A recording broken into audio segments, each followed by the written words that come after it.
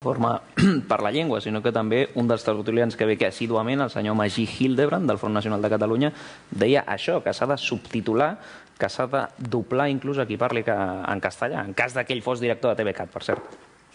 Si tu fossis el director de TVCAT, si jo fos el director de TVCAT, intentaria que fos el màxim, que es pogués en català, i si vingués alguna persona que no el pogués parlar perquè és d'Amèrica Llatina o d'on sigui, doncs subtitular-lo o doblar-lo, fer un doblatge, i ja està, perquè...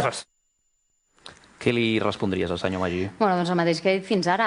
Insisteixo, és una televisió pública. A Catalunya tenim diferents llengües oficials, entre elles el castellà, és llengua materna majoritària i, per tant, no hi ha cap problema en parlar a la televisió pública. És més, és que jo crec que hi hauria d'haver més castellà a la televisió pública a Catalunya. Més encara? Sí, més encara. És que hi ha poquíssim. I el dia que fem una entrevista, el dia que fem una entrevista bilingüe, aquí mateix ho diuen a Plataforma per la Llengua. Aturem la castellanització de... Amb una entrevista tan important, amb un any com el que estem vivint, tan preocupant, amb rebrots, amb la pandèmia...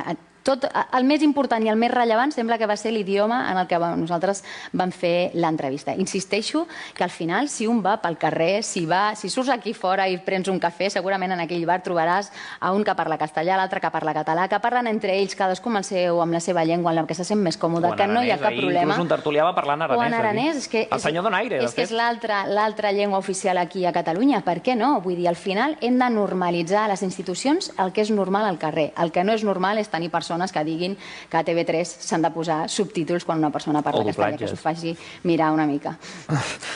Tornant a Tele3, si Ciutadans arriba al govern, a la presidència de la Generalitat de Catalunya, què faria en Tele3? Bueno, és que TV3 ara mateix té una línia editorial molt